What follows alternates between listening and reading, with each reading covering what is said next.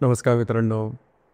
आजच्या व्हिडिओमध्ये आपण चर्चा करणार आहोत तुळ राशीचं फेब्रुवारी 2025 करताचं संपूर्ण राशीफळ. कसे असतील ग्रहयोग, कसे असतील ग्रहांची राशांतरं आणि ती तुमच्या राशीवर कशा प्रकारे प्रभाव करणार आहेत, कोणते निर्णय तुम्हाला घ्यायचे आहेत, कोणते निर्णय तुम्हाला टाळायचे आहेत, या सर्व संदर्भातली खुलासेवर चर्चा आपण या व्हिडिओमध्ये करणार आहोत. सुरुवातीला आपण हे बघू की तुमचं जे स्वास्थ्य आहे मानसिक किंवा शारीरिक हे नेमकं कशा प्रकारचं राहील. जसं की तुमच्या राशीचा जो स्वामी आहे शुक्र, जो की तुमच्या षष्ठ स्थानामध्ये भ्रमण करतोय, हा तुमचा अष्टमेश सुद्धा आहे. आणि षष्ठ स्थानाचा जो स्वामी आहे गुरु, जो की तुमच्या अष्टम स्थानामध्ये भ्रमण करत आहे. तर महत्त्वपूर्ण आरोग्याच्या संदर्भातले जे दोन ग्रहाचे अशुभ स्थानामध्ये भ्रमण करतात, त्यामुळे तुम्हाला या महिन्यामध्ये थोडंसं स्वतःच्या आरोग्याकडे लक्ष देणं गरजेचं राहील. आणि खास करून आरोग्याच्या संदर्भातल्या कुठल्याही समस्याने जर का तुम्ही पीडित असाल तर त्याचे काही तुम्हाला लक्षणे दिसू शकतील, त्यावर थोडंसं लक्ष देणं गरजेचं राहील. थोडंसं अटेंटिव्ह राहा, थोडंसं सावध राहा. गोष्टी थोड्याशा वेगळ्या प्रकारे सुद्धा होऊ शकतील, तर आरोग्याकडे थोडंसं लक्ष देणं गरजेचं राहील. ही गोष्ट फार महत्त्वपूर्ण राहील. आर्थिक स्थैर्यासंदर्भात सांगायचं झालं तर आर्थिक जी बाजू आहे जी तुमची अतिशय भक्कम राहणार आहे या महिन्यामध्ये. खास करून तुमच्या राशीचा जो धनेश आहे मंगळ, जो की तुमच्या भाग्यस्थानामध्ये भ्रमण करतोय, वक्री आहे मात्र तो तुमच्या भाग्यस्थानामध्ये भ्रमण करतो आहे. राशीचा जो राजयोगकारक ग्रह आहे शनी, जो की तुमच्या पंचम स्थानामध्ये स्वतःच्या राशीमध्ये भ्रमण करतोय. 13 तारखेनंतर रवी तिथे येणार आहे आणि 12 तारखेनंतर बुध सुद्धा तिथेच येणार आहे. याचमुळे तुमच्या राशीचा जो लाभेश आहे रवी, जो की तुमच्या चतुर्थतून पंचमात भ्रमण करणार, एकंदरीतच हे जे सर्व ग्रहयोग आहेत हे ग्रह तुमच्यासाठी अतिशय शुभफलदायी असणार आहेत. खास करून आर्थिक संदर्भात जे तुमची आर्थिक येणी ती तर येतीलच, तुमच्या अपेक्षेपेक्षा चांगल्या प्रमाणात काही चांगले अनुभव तुम्हाला या महिन्यात निश्चितच मिळणार आहेत. तर काळजी करू नका आर्थिक स्तरावर. तर हा जो संपूर्ण महिना आहे हा तुमच्यासाठी अतिशय शुभफलदायी असाच असणार आहे. दुसरी महत्त्वाची गोष्ट म्हणजे गृहसौख्य. गृहसौख्याच्याबद्दल सांगायचं झालं तर तुमच्या चतुर्थामध्ये रवी आणि बुध भ्रमण करत आहेत. 13 आणि 12 तारखेला हे रवी बुध पंचमात भ्रमण करतील. राशीचा जो चतुर्थेश आहे पंचमात स्वतःच्याच राशीमध्ये भ्रमण करतो आहे. तर साधारणतः गेल्या महिन्यामध्ये सुद्धा तुम्ही बघितलं असेल ते घरच्या ज्या गोष्टी आहेत त्या बऱ्याचशा स्टेबल आहेत, स्थिर आहेत. घरातलं जे वातावरण ते खूप चांगलं आहे. घरातल्या व्यक्तींबरोबरचे तुमचे जे रॅपो ज्याला आपण म्हणतो तो सुद्धा खूप चांगला आहे. तुमच्या दोघांमध्ये जी अंडरस्टँडिंग आहे, सामंजस्याची भावना आहे ती सुद्धा खूप चांगली आहे.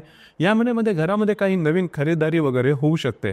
तर एकत्रित घरातलं जे एकत्रित वातावरण असेल ते अतिशय चांगलं दिसून येणार आहे. लव्ह लाईफबद्दल सांगायचं झालं तर तुमच्या राशीचा पंचमेश आहे शनी, जो की पंचमातच भ्रमण करतो आहे. आणि पंचम स्थानामध्ये रवी आणि बुध 13 आणि 12 तारखेनंतर येणार. अर्थातच जर तुम्ही कोणत्या रिलेशनशिपमध्ये असाल किंवा नवीन रिलेशनशिप बनवायची असेल, हा संपूर्ण महिना तुमच्यासाठी अतिशय शुभफलदायी राहील. आणि सगळ्यात महत्त्वाची गोष्ट म्हणजे जर तुम्ही शेअर मार्केटमध्ये ट्रेड करत असाल तर या महिन्यामध्ये अतिशय चांगल्या प्रकारचे तुम्हाला फायदे मिळू शकतील. तुम्ही मांडलेले अंदाज अचूक येऊ शकतील. याचप्रमाणे ज्या गर्भवती महिला आहेत त्यांच्याकरता सुद्धा हा संपूर्ण महिना चांगला आहे. थोडंसं आरोग्याकडे लक्ष देणं गरजेचं राहील. मात्र फारशी काय काळजी करू नका, गोष्टी टोकाच्या होणार नाही. त्याचप्रमाणे विद्यार्थी वर्गासाठी हा संपूर्ण महिना अतिशय उत्तम असणार आहे. म्हणजे तुम्ही आतापर्यंत गेलेली जी मेहनत आहे ती नक्कीच त्याला तुम्हाला अपेक्षित असे अनुकूल असे रिझल्ट्स मिळतील. पण गोष्ट थोडी अशी आहे की थोडेसे तुम्हाला प्रयत्न तर करावे लागतील. तुमच्या प्रयत्नांना फळ चांगलं येईल. तुम्हाला अपेक्षित यश यामुळे निश्चित मिळणार आहे. काळजी करू नका. असं आपण बघितलं तर तुमची जी रास आहे ही बुद्धितत्वाची आहे, त्याच्यामुळे गोष्टी कशा प्रकारे करून आणायच्या हे तुम्हाला चांगलं ठाऊक आहे. वैवाहिक जीवनाचा प्रांत मात्र थोडासा वेगळा आहे. विवाहित असाल तर वैवाहिक जोडीदाराच्या आरोग्याकडे लक्ष देणं गरजेचं राहील. त्यांच्या आरोग्याच्या संदर्भातले काही त्रास या दरम्यान डोकं वर करू शकतील. अर्थात वैवाहिक जोडीदाराबरोबर कुठे बाहेर फिरायला जाण्याचा योग संभवतो. याचप्रमाणे या संपूर्ण महिन्यामध्ये तीर्थस्थळांना भेटीगाठी देणं किंवा त्या संदर्भातले चांगले आध्यात्मिक अनुभव येणं, अशा प्रकारचे अनुभव तुम्हाला या महिन्यामध्ये निश्चित मिळू शकते.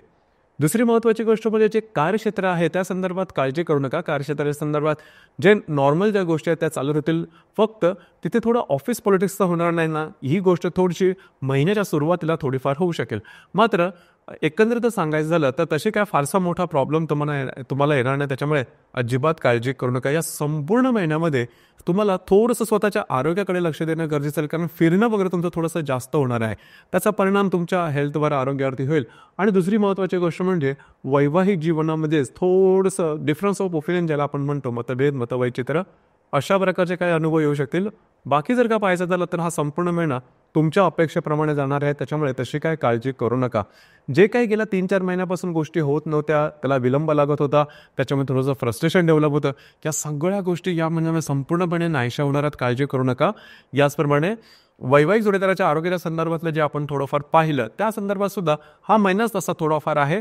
मार्च महिन्यापासून गोष्टी बऱ्याचशा तुमच्या अपेक्षेप्रमाणे होतील. याचमुळे दिनांक 1 तारखेला शुक्र, राहू आणि नेपच्यून याची युती होणार आहे तुमच्या षष्ठ स्थानामध्ये. ही गोष्ट थोडीशी महत्त्वपूर्ण आहे. या दरम्यान फसवलं जाणं किंवा आरोग्याच्या संदर्भातले काही त्रास या दरम्यान डोकं वर पडू शकते. त्याचप्रमाणे ज्या ठिकाणी तुम्ही काम करता त्या ठिकाणी ऑफिस पॉलिटिक्ससारखे काही गोष्टींना सामोरं जावं लागू शकेल. तर या संदर्भात थोडीशी काळजी घेणं महत्त्वाचं राहील. अलर्ट राहणं गरजेचं राहील. याचप्रमाणे दिनांक 3 तारखेला गुरु आणि बुधाचा त्रिकोण योग सुद्धा होणार आहे. बुध जो की तुमच्या चतुर्थ स्थानामध्ये भ्रमण करत आहे आणि जो गुरु तुमच्या अष्टमात आहे. दोघांचा त्रिकोण योग तुमच्यासाठी शुभ फलदायी राहील. घरातल्या व्यक्तींबरोबरचे नातेसंबंध सुधारतील. वास्तूच्या संदर्भातले काय महत्त्वपूर्ण तुम्ही डिसिजन घेऊ शकाल की जे शुभ फलदायी असतील. याचप्रमाणे दिनांक 9 तारखेला मंगळ आणि शनीचा जो त्रिकोण योग आहे तुमच्या भाग्य आणि पंचम स्थानामधून होणार आहे. हा अतिशय शुभ फलदायी अशा प्रकारचा योग असणार आहे. खास करून तुम्ही बऱ्याच प्रमाणात ॲक्टिव्ह असणार आहात. तुम्हाला कुठल्याही प्रकारची महत्त्वपूर्ण कामं जर काय करायची असेल तर साधारण 9 तारखेच्या आसपास केली तर त्याचे जी कामं असतील ती सहजपणे पूर्ण होताना दिसेल. तुम्हाला अपेक्षित असे रिझल्ट मिळतील.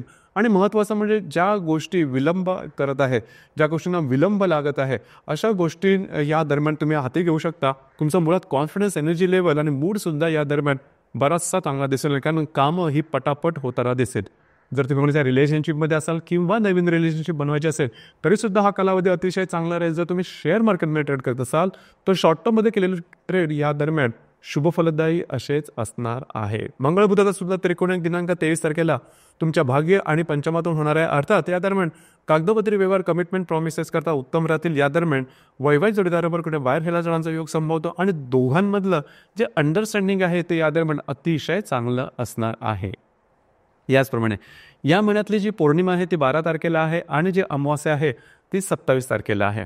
आता पौर्णिमा आणि अमावास्या दरम्यान थोडंसं रविचंद्राचं आकर्षण पृथ्वीकडे जास्त असल्याकारणामुळे आपण थोडंसं भावनातीत होतो, जास्त भावनाशील होतो आणि इमोशनल होऊन घेतलेले निर्णय बऱ्याचदा चुकण्याची शक्यता आहे. तर त्या म्हणजे या महिन्याच्या 12 आणि 27 तारखेला कोणाला कमिटमेंट, प्रोसेस, कागदोपत्री व्यवहार किंवा कोणाच्या म्हणजे विरोधात जाणं अशा प्रकारच्या गोष्टी करू नका. तुमचे अंदाज चुकू शकतील.